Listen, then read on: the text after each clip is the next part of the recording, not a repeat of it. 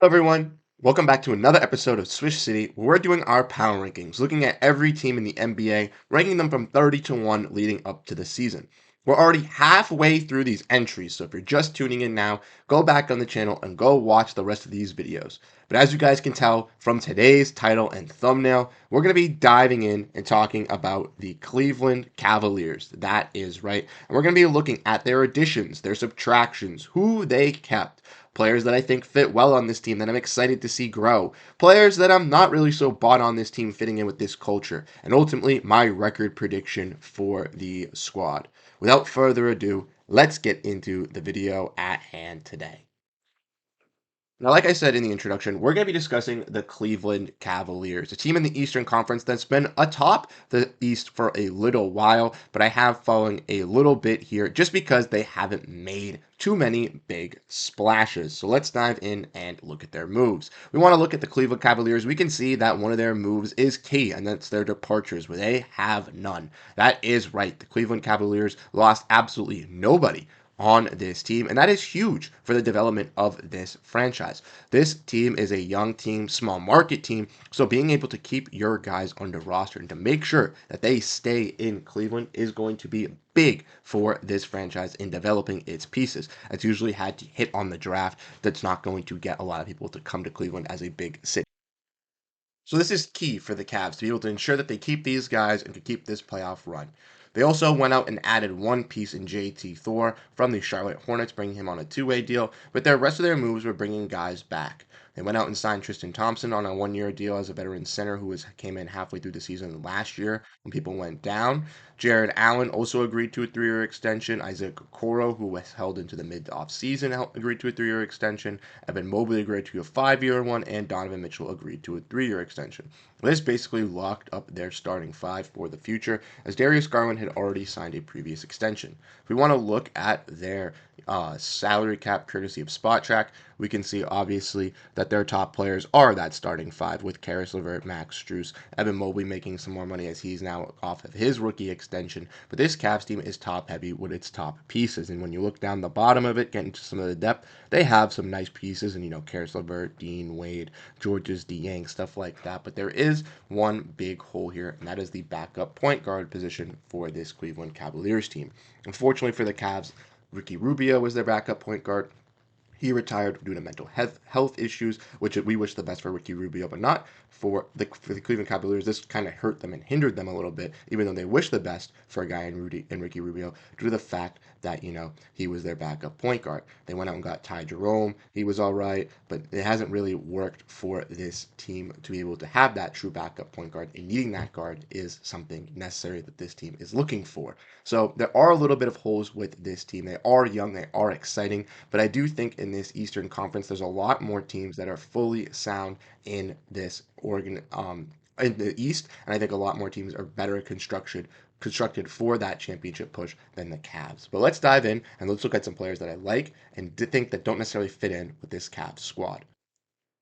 Now with Cleveland, there are a lot of players that I do like. Like I said, I'm a big NBA fan, so with a lot of these, small market, mid-market teams, I genuinely am a fan of these types of players and types of franchises, and I root for their young players. I like Evan Mobley, I like Jared Allen, I like Donovan Mitchell, I like Darius Garland, but everybody knows about those players. Yes, they're going to have great seasons. Yes, they're going to turn around and do great, but I don't want to talk about those guys as the main focal points. I want to talk about some players that you guys might not know. So let's dive in and let's talk about two of the Cavaliers' youngest pieces in Sam Merrill and Amani Bates. Now, both of these players were on two-way contracts last season. Sam Merrill worked his way up to a regular season contract, where Amani Bates was mainly on a G League deal. But Amani Bates put on some weight and was that talented superstar in high school coming out of Memphis. Has dealt with some complications, obviously, off the court, but as worked on his betterment of himself and for his basketball still make it. And a lot of fans are still believing in Amani Bates. And for the Cavaliers team that seemingly have a hole at this small forward position in a true contender, in a true piece, I think a player in Amani Bates is going to be huge for the addition if he really grows to that player. I think Sam Merrill as well is a fantastic shooter to put alongside some of these players, and I think could grow to be one of those, versions of Peyton Pritchard or Sam Hauser that we see in the NBA, and I'd really like to see him get to that point as well. Now, when talking about players I dislike with this team, I want to preface that I do not hate anybody on this Cavaliers team. I just think there's three people that they should move on from because the Cavaliers kind of confuse me. And if you'd watch my previous video, we kind of discussed this in that video when talking about the Kings. The Kings made the playoffs. They won the Pacific Division. They were the third team in the West, and they went out in free agency and did what? Nothing. They brought everybody back because they thought, hey, we could still contend. We're going to still compete. But the Western Conference got younger and better and stronger, and the Kings decided to fall off. With the Cavs 2 seasons ago, they were a top team that was very surprising. They went and made some moves. Then they got Donovan Mitchell. Teams were like, oh, they're going to be nice. And then what happens? They fall out the playoffs. Then this year, they look good throughout the season, dealt with some injuries. People thought they were going to blow it up. And then what happens? They look good, and they still keep their squad for the playoffs. Well, this is the thing.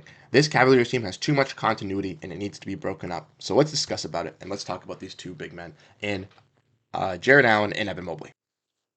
So I think that both of these players can play alongside each other. We've seen it with Mobley playing the power forward, with him being more of an offensively skilled big, and with him being smaller in mass size with muscle. Having a guy in Jared Allen to be that rim protector was solid for this Cavaliers team in the start. But I think that we now know that these two players, yes, they can play with each other on the court, but it's not the most successful basketball. And for Cleveland to have its most successful basketball, I think one of these needs to be playing center permanently. Therefore, I think the Cavaliers are going to have to make a trade now.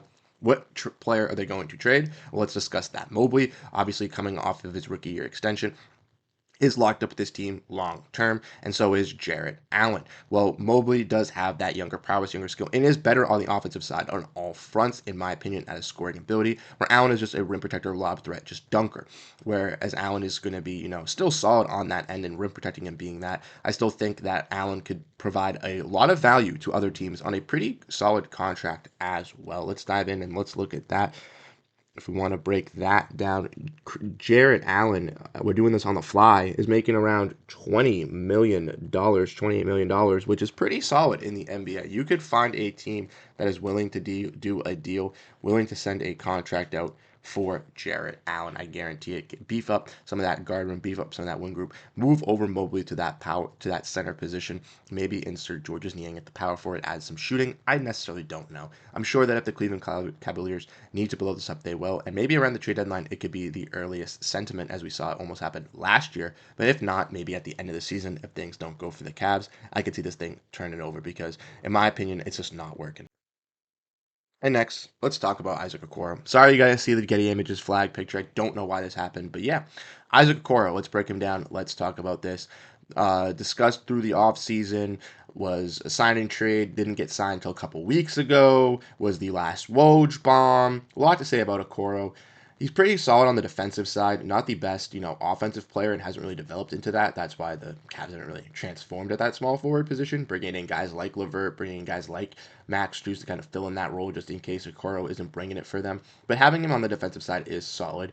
Ultimately, with the Cavaliers here, I would have looked to trade and do a sign and trade with Isaac Okoro. I know that was discussed a lot through the entirety of the offseason, and I think personally me thinking the delay on the sign and trade was because of that, but it did not happen. And some teams that I think he would have fit in, when one of them that was rumored was Brooklyn, as the Cavaliers, were interested in players like Dorian Finney-Smith, who still brings that defensive and shooting role that Okoro does, but as a veteran wing player. You can also look at Cameron Johnson, who also brings that shooting presence. The only problem with doing that is with the new CBA is you have to find a contract that works for Isaac Okoro, that works for the team, and maybe the Nets didn't feel like paying Isaac Okoro or giving him that type of contract that was worth of a player in Dorian Finney-Smith or a player in Cameron Johnson, so they decided to opt out. Ultimately, no deal was made. Okoro was brought back, but I would not be shocked if Okoro is moved in the future, as he was a late season acquisition. It looked like, and from the rumors, it seemed like that a sign and trade was on the table or in the possibility. So similar with DeAndre Ayton in a couple free agencies ago, where he had his drama, I could see something happen similar with Isaac Okoro, maybe at the end of this season or even halfway through the season, where they realize this fit's not working, let's move on from him. Ultimately, that's how I feel about the Cavs. I think they're going to be a young, fun team in the Eastern Conference. They're going to be exciting. They have some young players that are going to be good. Donovan Mitchell is going to be one of the best guards in the league. Darius Garland, I could see really turning up on that offensive side. But like I said, the guard room, with both of those players being ball dominant guards and playmaking first, it's very, very hard for them. And when having two centers, it's also really hard. When you have 2 point guards and two centers, I mean, it can work. It can grow. I know Donovan plays the shooting guard position, but he plays more like a point guard than a shooting guard's body. It's a lot more difficult for your team to succeed and win.